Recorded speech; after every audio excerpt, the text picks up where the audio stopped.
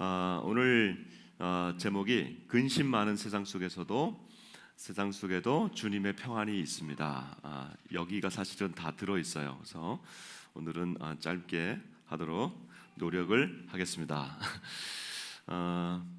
예수님께서 제자들을 모아놓고 이제 마지막 말씀을 지금 하고 계십니다. 계속해서 마지막 말씀이에요. 근데 제가 매주마다 마지막 말씀이라는데 이 마지막 말씀을 무려 17장까지 계속 하십니다. 그러다 보니까 매주 마지막 말씀이라고 제가 말씀을 드리지만 진짜로 마지막 말씀을 길게 지금 얘기하고 있는 것입니다. 지금 이 배경을 잠깐 알았으면 좋겠어요. 예수님께서 이제 3년간의 모든 사역을 마치시고 십자가에 달려 돌아가시기 바로 직전, 하루 전입니다. 바로 전날이에요. 그래서 제자들을 모아놓고 그가 지금 예수님의 제자들에게 마지막 말씀을 하고 계십니다. 3년간 예수님을 따랐습니다. 예수님을 따라서 자신의 삶을 3년간 다 내려놨습니다. 가족도 내려놓고 생업도 내려놓고 그들은 어부들도 있었고 세리도 있었는데 그들이 배를 더 이상 타지 않습니다. 세리의 자리에 앉아 있지 않습니다. 예수님을 따라다녔습니다. 그런데 예수님은 지금 마지막으로 예루살렘에 올라오시면서 3번이나 말씀하십니다. 내가 예루살렘에 가면 죽을 것이다. 제자들의 불안이 점점 고조됩니다. 불안합니다. 우리는 다 인생을 바쳤는데 저분은 가신다고 하니 저분은 마음이 평안할지 모르지만 우리는 마음이 불편하다. 그런 거죠. 지금 점점 불안한 마음을 감출 수 없습니다. 제자들이 마지막 밤에 지금 불안해 있습니다. 예수님이 이 마음을 잘 아실까? 네, 잘 알죠. 그래서 오늘 이 말씀을 주신 거죠. 왜 예수님께서 지금 이 말씀을 갑자기 하신 걸까? 너무나 제자들의 마음을 알고 있기 때문에 그렇죠. 두려워하고 있다는 거예요. 그래서 예수님께서 제자들에게 오늘 이 말씀을 하시는 것은 뜬금없는 얘기가 아니라 제자들의 마음을 꿰뚫어 보고 있기 때문에 그렇습니다. 눈빛이 불안합니다. 밥을 같이 먹고 있지만 그 숟가락이 제대로 들어가지 않습니다. 이 말씀은 오늘 우리에게도 적용되는 말씀입니다. 예수님이 제자들의 그 두려움과 불안과 근심 이것을 알고 있듯이 예수님이 우리의 마음도 알고 계십니다. 오늘 여러분 이 말씀이 우리에게 들려지는 하나님의 말씀이 되기를 바랍니다. 두려워하고 있는 제자들에게 예수님께서는 너무나 유명한 말씀, 정말 이 말씀만 들어도 위안이 되는 말씀, 그 말씀을 하십니다. 우리 다 같이 27절 한번 읽어볼까요? 같이 27절 읽겠습니다. 시작. 보혜사 곧 아버지께서 27절이죠? 네, 27절 시작. 평안을 너희에게 끼치노니 곧 나의 평안을 너희에게 주노라. 내가 너희에게 주는 것은 세상이 주는 것과 같지 아니하니라. 너희는 마음에 근심하지도 말고 두려워하지도 말라. 이 말씀은 읽는 것 자체만으로도 위로가 되고 위안이 돼요. 평안을 너희에게 끼치노니 두려워하지도 말고 근심하지도 말아라. 읽는 것만으로도 너무나 큰 은혜가 돼요. 그 얘기는 거꾸로 말하면 우리가 근심이 있고 두려움이 있기 때문이라는 거죠. 근데 언제 이 말씀을 읽으면 더 큰 위로가 되냐? 두려움이 가득하고 염려가 가득할 때 이 말씀을 읽으면 더 위로가 돼요. 누가 옆에 와서 이렇게 얘기해 주지 않아도 그냥 이 문자 하나가 은혜가 돼요. 그 거꾸로 말하면 왜 이렇게 은혜가 되냐면 우리가 두려워하고 근심하고 염려가 있는 인생이라는 거죠. 근데 평안이라는 게 뭐예요? 근심하지도 말고 두려워하지도 말라. 이게 평안이래요. 이게 평안한 상태래요. 그럼 이게 가능할까요? 우리 삶에 두려움이 없고 염려가 없는 삶 가능할까요? 성준아, 눈을 치가시 감고 있어요. 이런 상태가 가능할까? 예인아, 조금 더 복잡해지겠지. 서하나. 좀 더 내려가 볼까? 유하나. 유한이는 지금 얼마나 불안할까요, 사실은. 몰라서 그러지.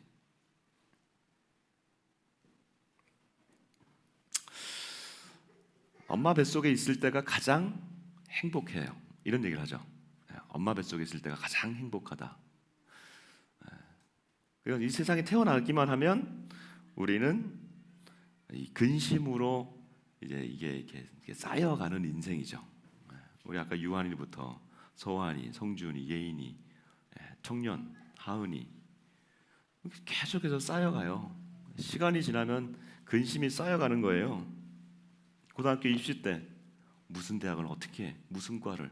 내 인생의 진로를 시험 한 번에 다 끝내야 되는데 떨어지면 재수고 삼수고 창피하고 내 평가를 받는 것 같고, 대학에 들어가면 나는 무슨 회사를 나가야 되고 난 누구를 만나야 되고 내 인생의 짝은 누구고, 아이를 낳으면, 결혼해서 아이를 낳으면 없어집니까? 아니죠. 점점 많아지는 거예요. 아이를 낳고 군대를 보냈더니 그 아이가 어떻게 될지 모르겠어요. 여러분 반드시 자녀를 군대를 보내보셔야 됩니다. 걱정과 불안이 없어질 것 같은데 아니요. 점점 많아져요. 점점 많아져요. 그러니까 거꾸로 말하면 아까 엄마 뱃속에 있을 때가 가장 행복하다는 말이 맞지만 이게 이상하잖아요. 왜? 엄마 뱃속에 있는 걸 누가 기억합니까? 그러니까 우리는 태어나면서부터 기억이 시작되는 모든 순간부터 불안, 염려, 근심, 두려움, 이 삶이에요. 이 경중에 있는 거예요. 차이가 있을 뿐이지 이거 계속해서 있다는 거예요. 엄마 뱃속으로 돌아가고 싶지만 돌아갈 수 없어요. 어떻게 들어갑니까? 니고데모에게 우리가 어떻게 두 번 납니까? 엄마 뱃속으로 다시 들어갑니까? 니고데모 이런 얘기를 하잖아요. 이건 안 되는 얘기지 않습니까? 라고 얘기하는 거잖아요. 여러분 우리는 이 세상을 살아가야 되고, 살아가는 이 모든 엄마 뱃속에서 나온 모든 인생은 이런 두려움과 염려를 피할 수 없는 존재예요. 이게 세상의 삶의 조건이고 상황이고 우리 환경이라는 거예요.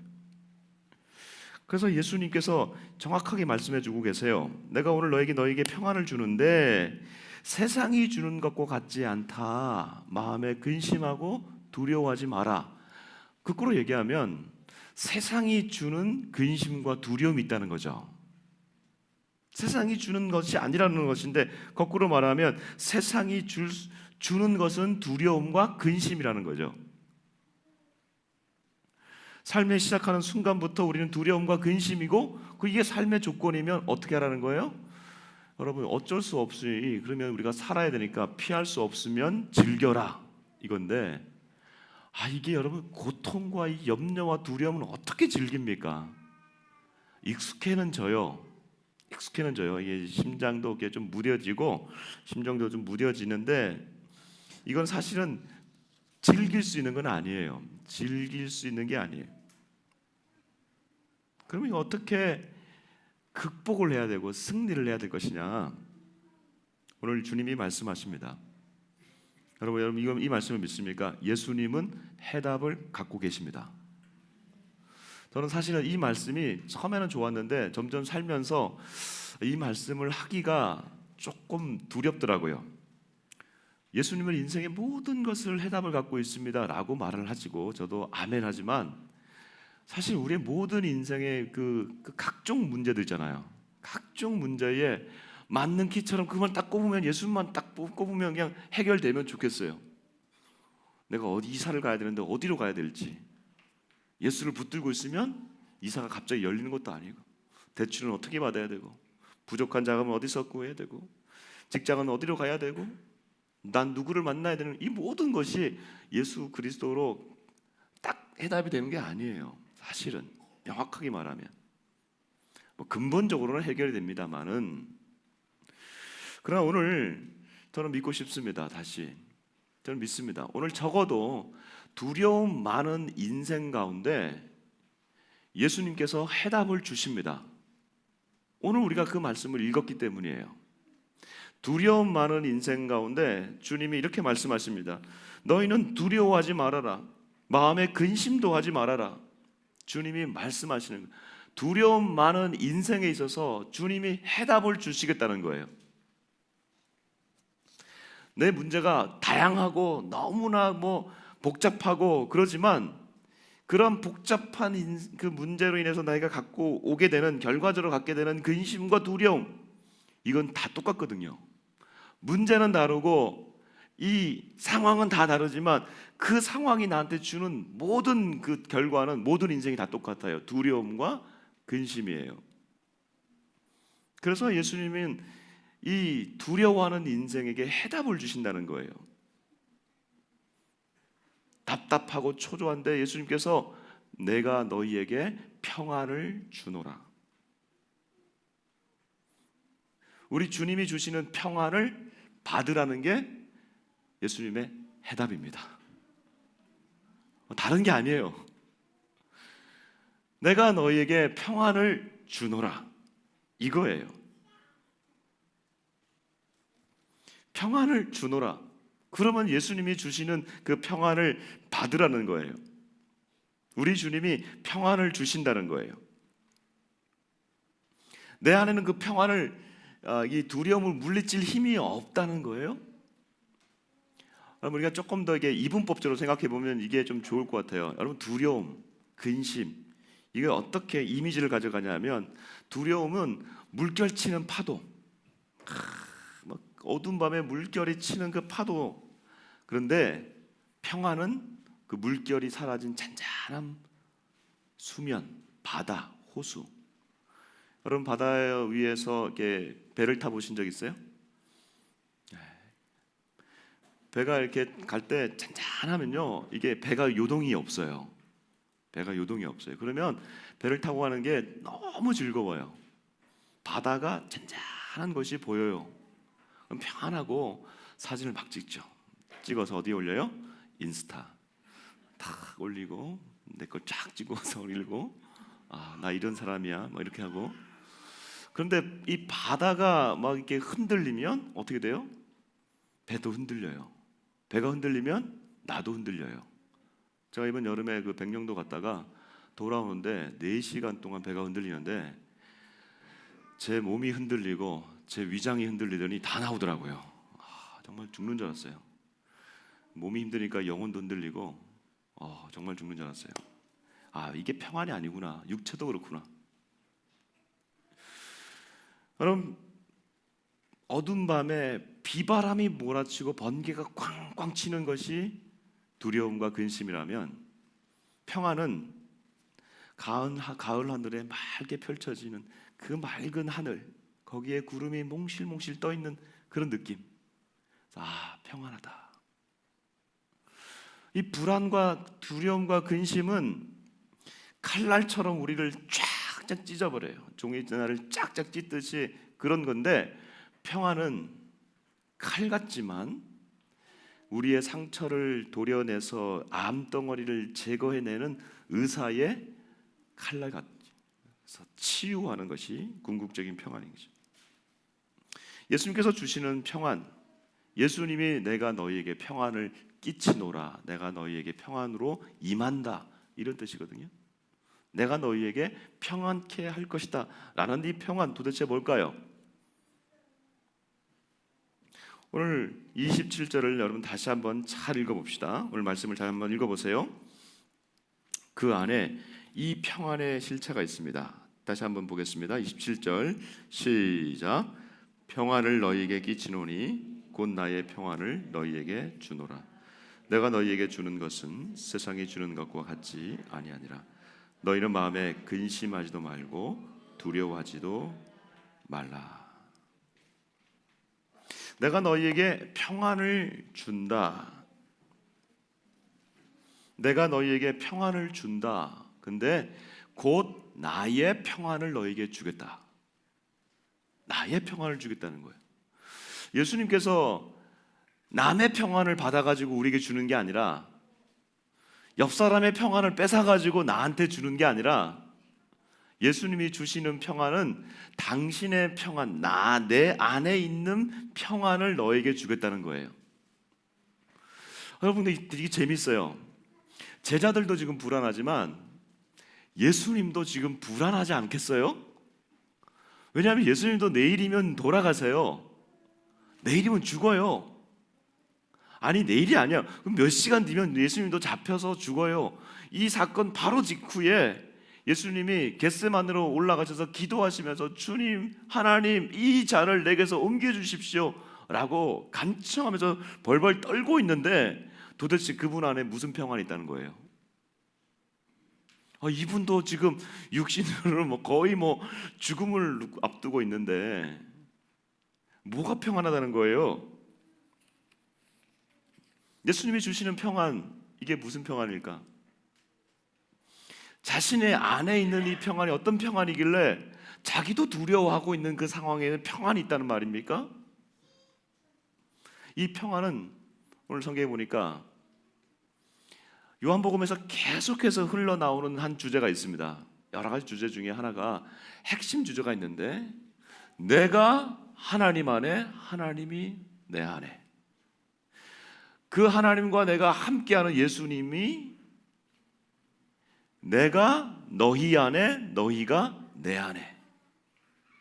이것입니다. 핵심 주제가. 하나님 안에 그가 있을 때 하나님의 평안으로 그가 있다는 거예요. 그래서 어떠한 상황이 있든지 할지라도 비록 그가 몇 시간 뒤에 죽음이 몰려오는 그 육체의 그 한계의 그 아픔 가운데 있지만 그 평안, 이 평안. 그러면 결국 이 평안은 뭐냐? 죽음이 아닌 평안이 되는 거예요.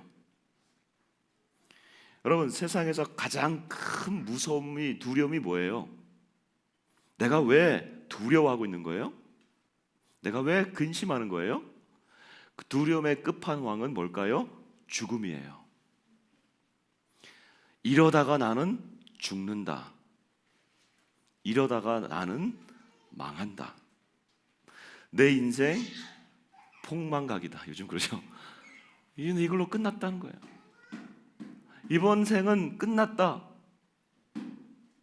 죽었다는 거예요.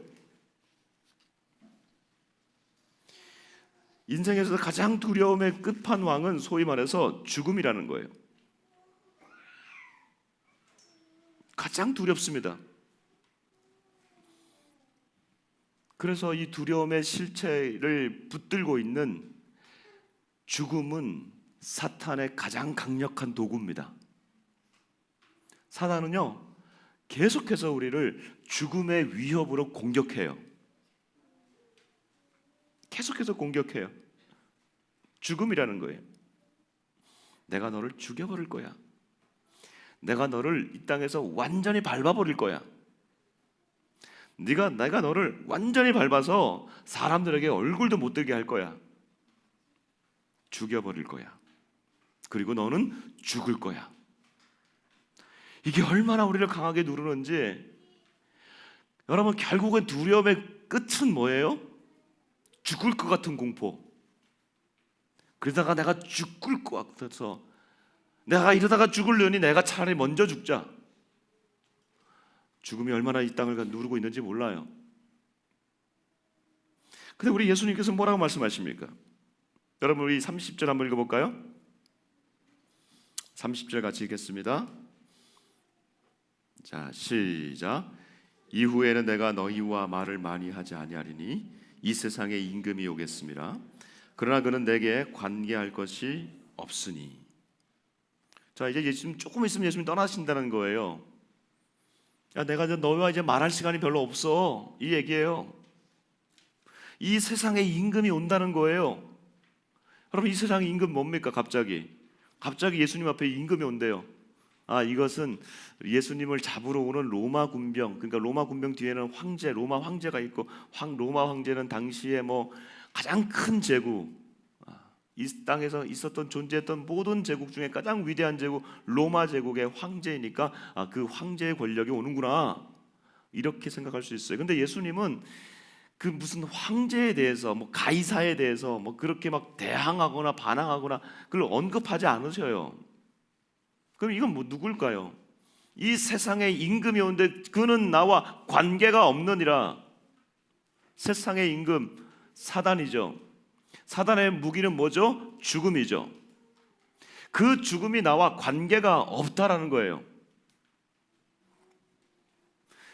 지금 그렇게 벌벌 떨시면서도 인간의 몸을 갖고 있기 때문에 어쩔 수 없이 내가 두려워하고 떨는 것은 어쩔 수가 없어요. 내가 두려워요. 그건 너무나 두려워요. 그런데 그 죽음이 나와는 관계가 없다는 거예요. 평안이 뭐예요?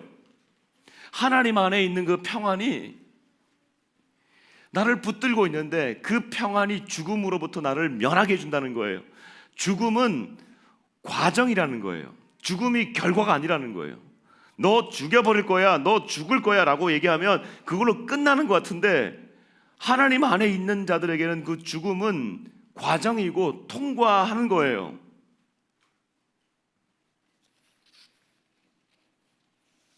죽음이 죽음이 되지 않는 겁니다. 하나님이 주시는 평안은 사단이 쓰고 있는 가장 강력한 무기인 죽음의 반대편에 있어요. 여러분, 죽음의 반대편은 뭡니까? 그 죽음의 반대는 바로 생명입니다. 하나님의 평안은 우리를 살아나게 하는 것이고, 우리에게 그 죽음의 생각을 떨쳐버리게 하고 그 죽음이 주는 공포에서부터 빠져나오게 한다는 거예요. 이게 하나님의 평안의 결과인 거예요. 그리스도는 지금 상황은 너무 힘들고 어렵고 죽을 것 같은 그 상황 가운데서도 나의 평안을 너에게 주노라.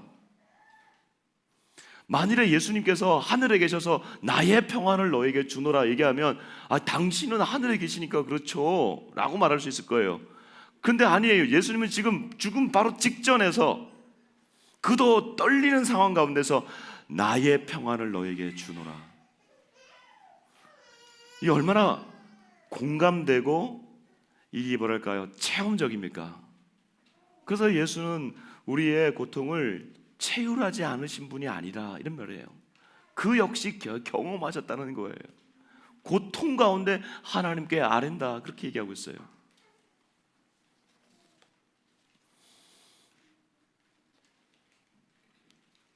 그러므로 우리는 죽음을 다시 봅니다. 두려움의 실체를 바라보게 됩니다. 이것으로 인해서 내가 죽지 않는구나. 예수 안에 있는 그 평안, 예수 안에 있는 그 평안은 살리는 것이고 생명을 주는 것이기에 그분의 생명을 내가 취하는 것이구나. 이 죽음에서부터 나를 멀리하게 되는 거죠. 그리고 나를 한 발 떨어져서 그 죽음을 다시 보게 되는 거예요. 너무 두려워할 필요가 없다는 거예요. 두 번째로, 예수님 안에 있는 평안 어떻게 그러면 가능할 것인가? 예수님 안에 있는 평안이 그러면 우리한테 어떻게 들어올 것인가? 이거 좋은 건 알겠는데 어떻게 들어올 것인가? 여러분, 이제 26절 같이 한번 읽어보겠습니다.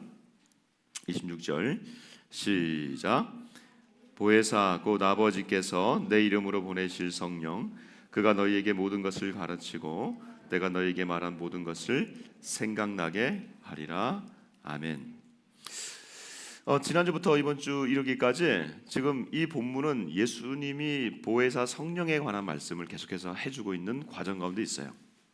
보혜사 성령, 지난주에 말씀드린 대로 예수님의 임재에 동참하고 진리를 드러나게 하시는 분이라고 말씀을 드렸어요.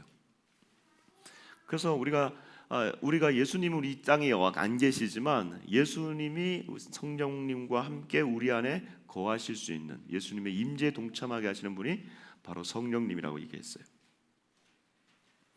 근데 우리가 어떻게 또 이 평안을 그러면 어떻게 가져갈 것이냐? 예수님께서 갑자기 지금 보혜사 성령을 얘기하시면서 평안을 얘기하세요. 이 얘기는 성령으로 인해서 우리가 평안이 가능하다는 거예요.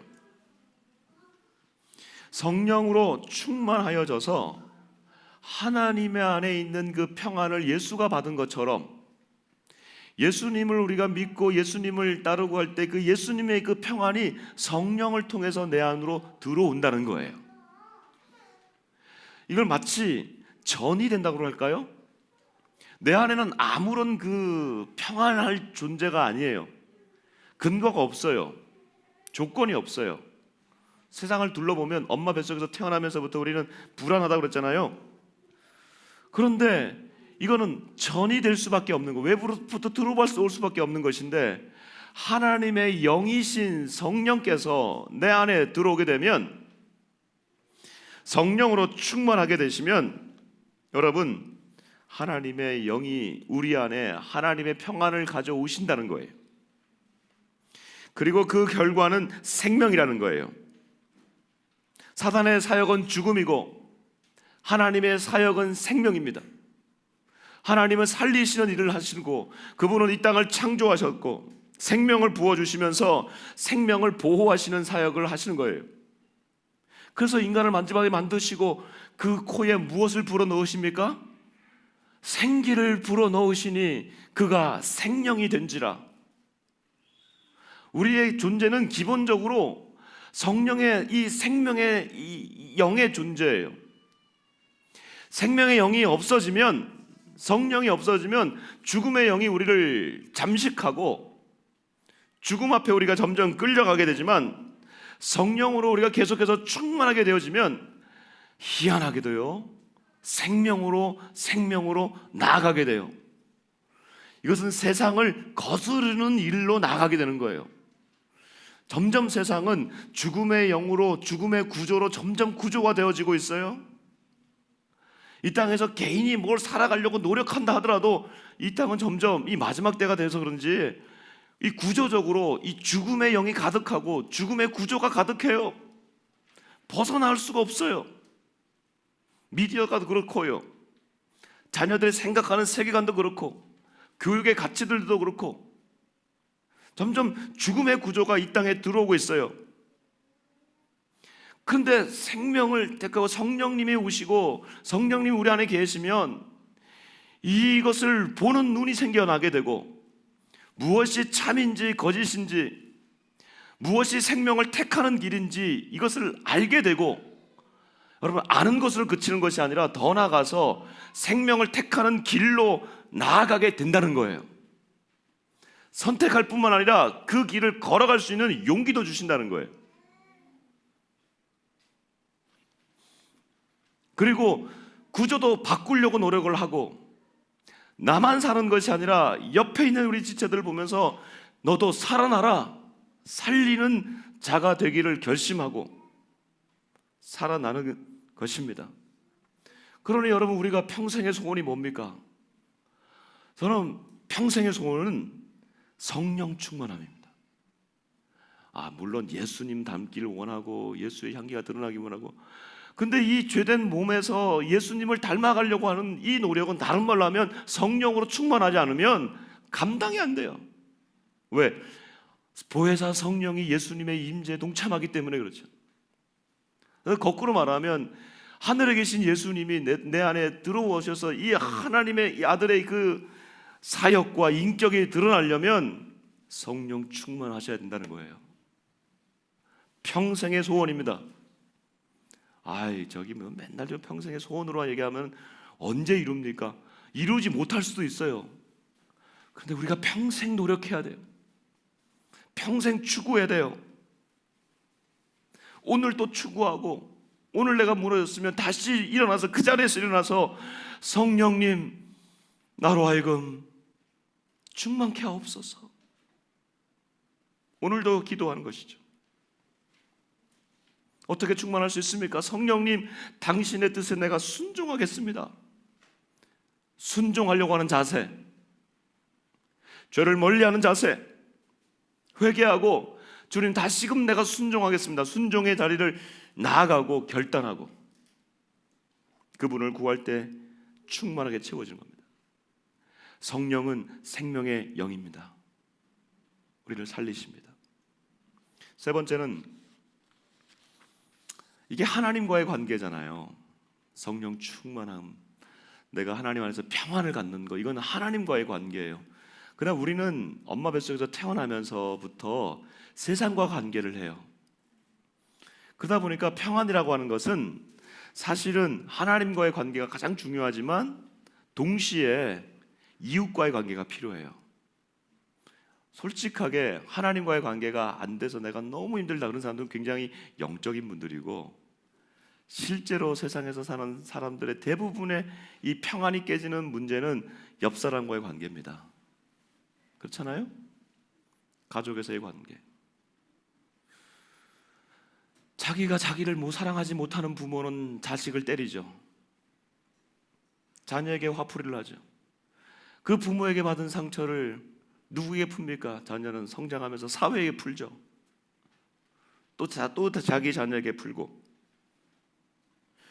어떤 이들은 직장의 상사가 되면 자기 부하 직원에게 풀고, 그러니까 이런 모든 부조리의 관계들, 이 관계들이 계속해서 흘러가고 악한 영향력들이 우리 사회에 있고, 우리는 그 사회의 영향력을 받으면서 지난주도 살았고 이번 주도 또 살게 될 거예요. 하나님과의 관계가, 이 평안의 문제가 해결되어지면, 성령으로 계속해서 충만하기를 노력하면 우리는 동시에 이 구조, 관계에 있는 이 부분에 있어서도 바꾸어 가려고 노력을 하게 되는 것이죠.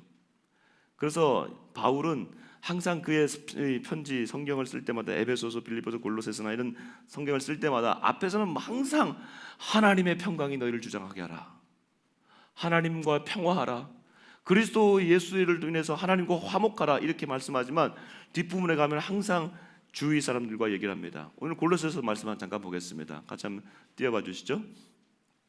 골로새 3장 12절은 벌써 1장 2절에서 2장에서는 그가 그리스도를 통하여 하나님과 어떻게 평화하는지를, 평안하게 되는지를 말씀하고, 오늘 이 말씀은 주위 사람들과입니다. 여러분 15절을 같이 한번 먼저 읽읍시다. 우리 주일학교 아이들도 시작. 그리스도의 평강이 너희 마음을 주장하게 하라. 한 몸으로 부르심을 받았나니 너희는 또한 감사하는 자가 되라. 아멘.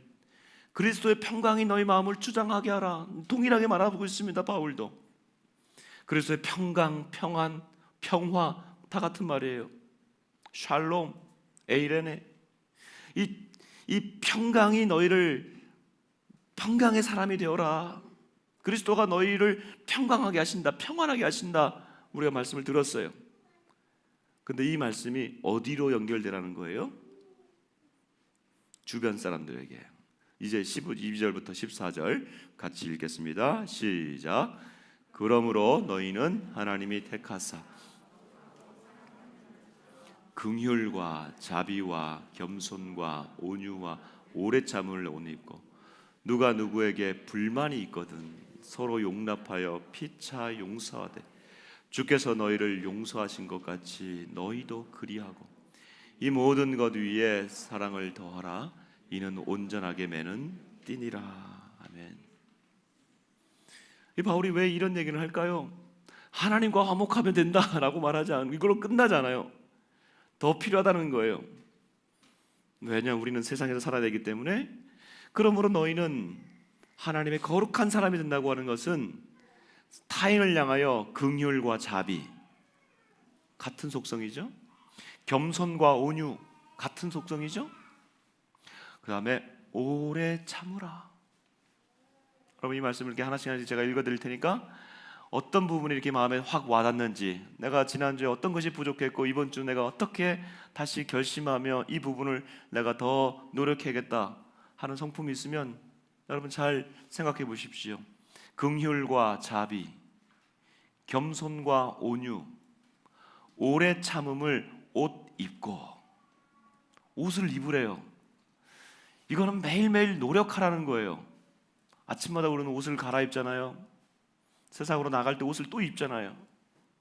내가 긍휼과 자비에서 실패했다면 내가 긍휼과 자비로 내가 다시 옷을 입는 거예요. 그리고 또 오래 참는 거예요. 더 나가서 누가 누구에게 불만이 있거든. 불만 많죠? 불만 있나? 누가 너에게 불만이 있거든. 나도 불만이 있고 너도 불만이 있고 서로 용납하여 피차 용서하라. 여러분 이 말씀은 오해하지 마세요. 피차 용서하라고 했으니까 제가 나한테 먼저 용서를 구하면, 그렇죠? 뒤에 뭐라고 돼 있어요? 주께서 너희를 용서하신 것 같이. 용서는 쌍방향이 좋습니다. 그러나 누군가는 먼저 해야 합니다. 두려움과 근심을 가득한 세상 가운데서 누가 먼저 하겠습니까? 피차 알았으니 네가 먼저 하라는 거예요. 쌓이고 쌓입니다. 불만은 쌓입니다. 계속해서 쌓입니다. 불만이 쌓이면 결국 마음에는 죄가 쌓이는 겁니다. 여러분, 화를 내고 난 다음에 하루를 지나면 밤이 지나지 않도록 하라고 그랬어요. 왜? 그게 지나면 그것이 죄가 되니까. 화라고 하는 것이 죄는 아니에요. 그러나 하루가 지나고 이틀이 지나면 그게 죄가 되는 거예요. 용서하지 못하는 것이 하루가 지나고 이틀이 지나면 어려워져요. 죄가 되는 거예요. 그러므로 누군가는 먼저 용서해야 되는 거예요. 내가 잘못했어. 내가 미안해. 왜? 주께서 우리를 먼저 용서해 주셨으니까. 평안이라고 하는 것은 하나님과의 평안이고 하나님이 우리에게 거저 주시는 은혜예요. 근데 또 한편으로 평안은 노력의 결과예요. 거친 세상 살면서 평안이라고 하는 것을 피할 수 없으면 즐겨라, 이런 방식이 아니라, 피할 수 없는 것이 아니라 극복해낼 수 있다는 거예요. 이건 어떻게? 훈련함으로. 내가 먼저 용서를 구함으로, 내가 먼저 말함으로. 그가 용서를 구할 수도 있지만 안 구해도 어떡하겠어요? 하나님께 올려드려야지. 긍휼과 자비 갑자기 되는 게 아닙니다. 그런데 성령이 우리 가운데 오시면 그 사람이 그렇게 불쌍해요. 그러지 않아요? 저는 그렇던데. 아니, 나는 그렇게 그 사람이 불쌍해요. 이건 내 마음이 아니에요. 그건 하나님 마음이에요. 하나님 마음이에요. 어제 그 종신대 우리 학생들 데리고 그 수업의 일환으로 저기 그 DMZ 강화도를 갔어요. 강화도를 갔는데 아니 그 진짜 가깝게 보이더라고. 북한이 바로 앞에 보이더라고. 진짜 제가 봤던 것 중에 진짜 가까운 곳이 그 강화도였고 바로 그 황해남도가 바로 거기예요. 제가 기도하는데 여러분 그 요즘 대학생들 젊은이들 무슨 북한에 대한 마음이 있어요. 근데 그 현장 바로 앞에까지 가가지고 바로 앞에 있는 우리가 그곳을 보여주고 자신과는 전혀 상관이 없지만 거기를 가서 보여주고 같이 손들고 기도하자. 근데 끝나고 나서 돌아와서 이 아이들이 하는 얘기가 북한에 대한 새로운 마음이 생겼다는 거예요. 좀 그 땅을 바라보면서 실향민들 그 망향단도 있고 그러거든요. 그쪽에서도 그 배 타고 잠깐 넘어와서 그냥 돌아갈 수 있을 거라 생각했는데 못 돌아간 그 자리, 그 실향민들의 마음이 좀 느껴지고, 북한도 평상시에 수업하다 보면은 왜 우리 북한 도와야 되냐고 이런 얘기 나와요, 젊은이들은. 근데 어제는 좀 촉촉한 마음이 들었나 봐요. 왜 그래요? 누가 그런 마음을 주세요? 하나님이 주세요. 원수 같은 상대방도 하나님이 그 마음을 녹여주세요. 불쌍히 여기는 마음, 이 모든 것 위에 사랑을 더하라. 말씀을 맺읍시다. 여러분, 평안이 없는 이 시대, 두려움이 가득하고 근심이 가득하고 염려가 점점 많아지는 이 시대, 주님이 말씀하십니다. 나의 평안을 너에게 주노라. 하나님 안에 있는 그 평안을, 내 안에 있는 평안을 내게 주노라. 나 내일 십자가에 죽는다. 근데 내 안에는 죽음을 이긴 평안이 내 안에 있다. 여러분, 십자가의 그 고통을 참으시고 죽음이 죽음 되지 아니하는 그 주님, 그 주님의 평안이 우리한테 오긴 정말 어렵지만 두 번째 방법이 있었습니다. 성령을 구하십시다. 성령님, 우리 가운데 임재하여 주옵소서. 성령님, 충만케 하여 주옵소서. 그리고 우리 훈련합시다. 정말 훈련하셔야 돼요. 긍휼히 먹이는 마음을 주십시오. 그럼 내가 먼저 불만이 있으면 내가 먼저 얘기하게 하시고 서로를 피차 용납하는 그러한 관계가 되게 해주십시오. 이게 언제까지예요? 이게 언제까지예요? 다시 엄마 뱃속에 들어갈 때까지. 결국은 이 땅에서는 이것을 훈련하지 않으면 안 되는 거예요. 우리는 평생 이렇게 해야 돼요. 그때그때마다 주시는 그 하나님의 평안으로 이거를 넘어가는 거지, 이게 뭐 초월된 상태에서 자연인처럼 산속에 들어간다고 해가지고 이것이 끝나지 않습니다. 그 자연인 저도 굉장히 좋아서 그 프로 자주 보는데, 거기에 있는 사람들 보면 그 불안과 염려로 그냥 살아가는 거지, 피한 거지 극복한 게 아니에요. 우리의 삶은 이 땅에서 살면서 이 죽음의 구조와 맞서 싸우면서 이 안에서도 죽음이 우리와 관계없다라고 하는 그 상황을 선포하고 성령의 능력으로 돌파해 나가는 것입니다. 오늘 이 말씀을 새기면서 우리 계속해서 찬양으로 나아가십시다.